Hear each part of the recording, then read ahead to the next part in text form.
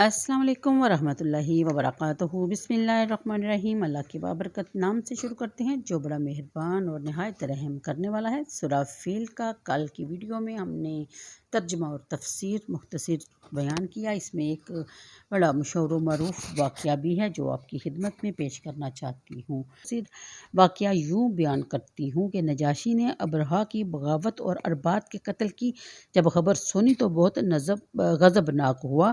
कसम उठाई कि वो हाके यमन को अपने पांव तले रौंद डालेगा और अबरहा का खून बहाएगा। अबरहा ने एक शीशी में अपना खून भरा और यमन की कुछ मिट्टी एक खरीता में बंद की, दोनों को बादशाह के पास भेजा और लिखा कि मैं आपका हल्का बगोश गुलाम हूँ। आपने जो खलफ उठाया इसको पूरा करने के लिए अपने खून और यमन की मिट्टी भेज रहा हूँ। आप इस मिट्टी को अपने पाँव में रौंद डालिए और मेरा खून जो शीशी में है इसको ज़मीन पर बहा दीजिए। अबरहा की इस पेशकश से नजाशी बहुत खुश हुआ और इसे यमन का वाली बरकरार रखा। जब अबरहा को कुछ इत्मीनान हुआ तो इसने यमन में ईसाईयत की तबलीग के लिए तहरीक शुरू कर दी। बड़े बड़े शहरों में गिरजे तमीर किए और यमन की दारुल सल्तनत में सना में एक बहुत बड़ा अजीमुशान गिरजा तमीर किया जिसको अरब अलकैस या अलक्यूस कहते थे।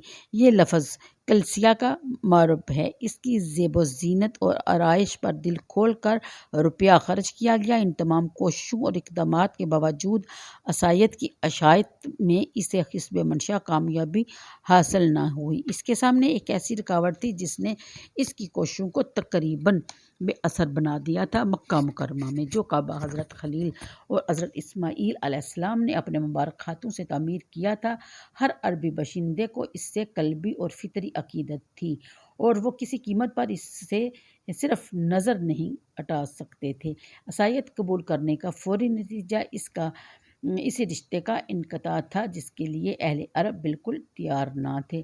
अबरहा ने इस रुकावट को अपने रास्ता से हटाने का अज़म किया और इसने अरब के तमाम इलाकों में मुनादी करा दी कि मैंने तुम्हारे लिए एक बहुत खूबसूरत काबा बना दिया है। तुम वादी गैर ज़ी ज़रा में वाक़या इन गड़े सियासी माइल पत्थरों के बने हुए काबा के बजाय यहाँ आकर अपना हज किया करो जो सना की जन्नत नज़ीर वादी में इंसानी फ़नो तमीर का एक शाहकार है।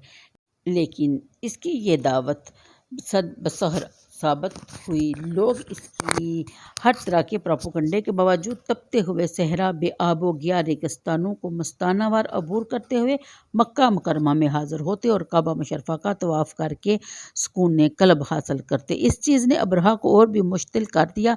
इसने कसम खा ली कि वो इस घर को गिरा कर निस्तो नबूद कर देगा। इन हालात में एक और वाक़या रूपजीर हुआ जिसने जलते पर तेल का काम किया। कहते हैं कि बनी कराना के किसी शख्स ने रात को इसकी कलसिया में जाकर क़ज़ाए हाजत कर दी। बाज़ की राय है कि चंद अरब नौजवानों ने इस कलसिया को नज़र आतश करने की कोशिश की, लेकिन मुक़ातिल बिन सुलेमान की राय ये है कि चंद मुसाफिर रात बसर करने के लिए इस जगह ठहरे और गिरजा के पड़ोस में उतरे। उन्होंने खाना पकाने के लिए आग जलाई। आंधी आई और कोई चिंगारी उड़कर गिरजे में जा पहुंची जिससे वहां आग भड़क उठी। अबरहा ये सुनकर बरोफरोख्ता हो गया और इसने मक्का पर फौरी चढ़ाई का अज़म किया। चंद रोज़ में एक लश्कर जरार काबा को मदहम करने के लिए मक्का की तरफ रवाना हो गया। इसका सालार आला खुद अबरहा था। जजीरा अरब में यह खबर आग की तरह फैल गई। खुद यमनी अमरा और सरदारों ने काबा मुक़द्दसा को बचाने के लिए सरदार की बाजी लगा दी। यमन के एक रईस जुनफर ने अपनी कौम और जुमला कबाइल अरब को अबरहा का मुकाबला करने के लिए ललकारा। इस दावत पर लब्बाइक कहते हुए बेशुमार लोग इसके झंडे तले जमा हो गए। घमसान की जंग हुई लेकिन जुनफर के लश्कर ने शिकस्त खाई और ये खुद गिरफ्तार कर लिया गया और अबरहा ने इसको अपने हमरा लिया और मक्का की तरफ रवाना हुआ। जब इसका गुज़र बिलादे हशम से हुआ तो बनी हशम की सरदार नफील बिन हबीब हशमी ने इसका मुकाबला किया। बनी हशम के दोनों कबीले और शहर इन नाखबत के साथ थे लेकिन उन्होंने भी शिकस्त का मुंह देखा। نفیل کو گرفتار کر لیا گیا۔ ابرہہ نے اس کو قتل کرنے کا ارادہ کیا لیکن پھر اسے معاف کر دیا۔ اس نے اس کو بھی ساتھ لیا تاکہ بلاد حجاز میں وہ اس کا دلیل کارواں بن سکے۔ جب یہ لشکر طائف کے قریب پہنچا تو اہل طائف کو یہ خطرہ لاحق ہوا کہ کہیں ابرہہ ان کے مندر کو بھی نہ گرا دے جس میں ان کے معبود لات کا بت نصب تھا۔ چنانچہ وہاں کے رؤسائے ابرہہ کی خدمت میں حاضر ہوئے اور اسے بتایا کہ ہمارا یہ معبد نہیں، وہ نہیں جس کو گرانے کا تم نے قصد کیا ہے، بلکہ وہ آگے مکہ میں ہے۔ ہم اس سلسلہ میں آپ کی ہر طرح کی خدمت بجا لانے کے لیے تیار ہیں۔ چنانچہ ابرہہ نے ان کو اطمینان دلایا اور ان کی عزت اور تکریم کی۔ انہوں نے ابو رغال کو اس کے ہمراہ بھیجا تاکہ وہ راستہ بتائے اور کعبہ کی نشاندہی کرے۔ جب ابرہہ اپنے لشکر جرار کو ساتھ لیے مکہ کے نزدیک وادی مقمص میں خیمہ ہوا تو اس کے لشکریوں نے مارداڑ شروع کر دی۔ بھیڑ بکریاں اونٹ جو چیز ان کے ہتھے چڑھی ہانک کر وہ اسے اپنے پڑاؤ میں لے گئے۔ لوٹ کے مال میں حضرت عبدالمطلب جو کہ نبی کریم صلی اللہ علیہ وسلم کے دادا صاحب تھے، ان کے 200 اونٹ بھی شامل تھے۔ ابرہہ نے حمیر قبیلہ کے خنات نامی ایک شخص کو مکہ بھیجا تاکہ وہاں کے لوگوں کو یہ بتائے کہ ابرہہ ان سے جنگ کرنے کے لیے نہیں آیا بلکہ خانہ کعبہ کو گرانے آیا ہے۔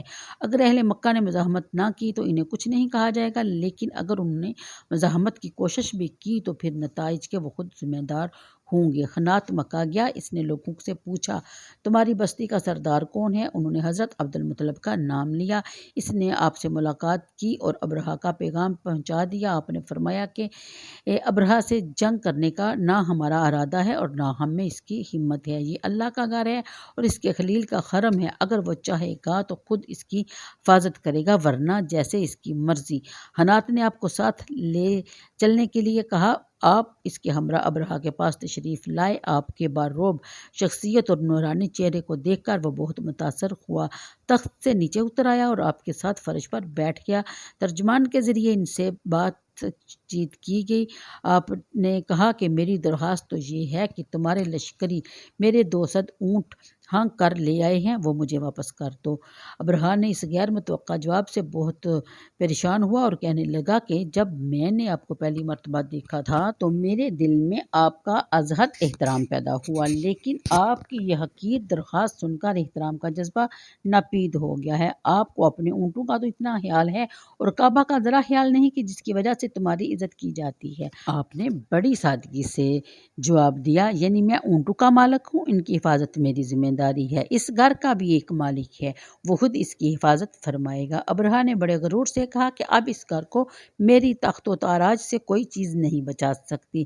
حضرت عبدالمطلب واپس آئے اور قریش کو حکم دیا کہ سب مکہ سے کوچ کر جائیں اور پہاڑوں کی چوٹیوں پر چڑھ جائیں تاکہ یمنی لشکر ان کو تہس نہس کر کے نہ رکھ دے۔ آخر میں آپ اپنی قوم کے رئیسوں کو ساتھ لے کر کعبہ کے پاس آئے تاکہ اللہ تعالیٰ کے حضور میں دعا کریں اور انہیں اور کعبہ کے ابرہہ کے دست برد سے بچائے۔ کعبہ کے دروازے کے کنڈے کو پکڑا اور عبدالمطلب نے بڑے عجز و نیاز سے فریاد کی کہ اے اللہ، ہر شخص اپنے گھر کی حفاظت کرتا ہے، تو اپنے گھر کی حفاظت فرما، یعنی کل ان کی سلیب اور ان کی قوت تیری قوت پر غالب نہ آ جائے۔ اگر تو انہیں اور ہمارے قبیلہ کو اپنے حال پر چھوڑ دینا چاہتا ہے تو جو تیری مرضی ہو ایسا کر۔ ابن جریر نے عبدالمطلب کی یہ اشعار بھی نقل کی ہیں کہ جو اس موقع پر دعا مانگتے ہوئے انہوں نے التجاہن کہے کہ اے میرے پروردگار، تیرے بغیر میں ان کا مقابلہ نہیں کر سکتا، مجھے توقع بھی نہیں کر سکتا۔ اے میرے پروردگار، ان کی دست بدر سے اپنے حرم کی حفاظت فرما۔ دعا سے یعنی اس گھر کا دشمن تیرا دشمن ہے، ان کو روک دے کہ وہ تیری بستی کو ویران نہ کر دیں۔ دعا سے فارغ ہوئے تو سب کو ساتھ لے کر پہاڑوں میں فروکش ہو گئے۔ ابرہہ نے صبح سویرے مکہ پر چڑھائی کر دی۔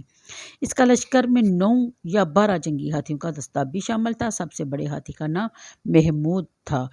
جب اس ہاتھی کو مکہ کی طرف پیش قدمی کے لیے ہانکا گیا تو وہ زمین پر بیٹھ گیا۔ فیل بان نے آنکس سے بڑے چوکے دیے، تبرے سے اسے مارا لیکن وہ اٹھنے کا نام نہ لیتا۔ اگر کسی اور سمت سے چلنے کا اشارہ کیا جاتا تو بغیر کسی توقف کے وہ چلنے لگتا۔ نفیل بن خبیب بن خشم کا سردار جو اب تک ابرہہ کے ہمراہ تھا بھاگ کر پہاڑ کی چوٹی پر چڑھ گیا۔ انہی حالات میں فضا میں چھوٹے چھوٹے پرندوں کے گول در گول نمودار ہوئے اور ایک हर एक ने एक संगरेजा अपनी चोंच में और एक एक अपने दोनों पंजों में पकड़ रखे थे। इन संगरेजों की मकदार चने या मसूर के दाने के बराबर थी। हर सवार पर एक एक परिंदा एक एक कंकर मारता जो इसके फुलादी खुद आहनी जरा और इसके जिस्म को चीरता हुआ ज़मीन में दनस जाता।